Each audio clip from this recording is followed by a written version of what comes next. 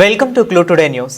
కాంగ్రెస్ ప్రభుత్వం లంబాడీలను కేవలం vote bank రాజకీయాల కోసమే వాడుకుంటుందని లంబాడీ హక్కుల పోరాట సమితి రాష్ట్ర ఉపాధ్యక్షులు జర్పుల దశరథ్ నాయక్ తీవ్ర స్థాయిలో ఖండించారు. లంబాడీల హక్కుల సాధనకై హైదరాబాద్లో ఇందిరా పార్క్ వేదికగా నిర్వహించి తలపెట్టిన గిరిజన మహాధర్నాకు కల్వకుర్తి నియోజకవర్గం నుంచి గిరిజన నాయకులు భారీ ఎత్తున వెళ్లారు. రాష్ట్ర ఉపాధ్యక్షులు జర్పుల దశరథ్ నాయక్ ఆధ్వర్యంలో బయలుదేరిన లంబాడీలు అంతకుముందు ప్రభుత్వానికి వ్యతిరేకంగా నినాదాలు చేస్తూ ధర్నా వైపు కదం తొక్కారు. ఈ సందర్భంగా రాష్ట్ర ఉపాధ్యక్షులు జర్పుల దశరథ్ నాయక్ మాట్లాడుతూ కాంగ్రెస్ ప్రభుత్వంపై ఘాటు వ్యాఖ్యలు చేశారు. ప్రభుత్వం ఏర్పాటైన తరువాత నెలలు గడుస్తున్నా ఎన్నికల ముందు గిరిజనులు ఇచ్చిన చెవిళ్ల డిక్లరేషన్ హామీలను అమలు చేయడంలో తీవ్ర నిర్లక్ష్యం వహిస్తుందని మండిపడ్డారు.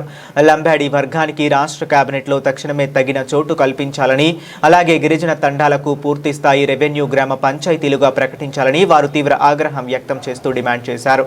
ఈ మహాధర్నాతోనైనా కాంగ్రెస్ ప్రభుత్వానికి కనువిప్పు కలగాలని, లేని పక్షంలో రానున్న రోజుల్లో ఊరూరు ఏకం చేసి ప్రతి జిల్లా కేంద్రంలో నంగారా భేరీ మోగిస్తామని హక్కుల సాధనకై పాలకులను హెచ్చరించారు.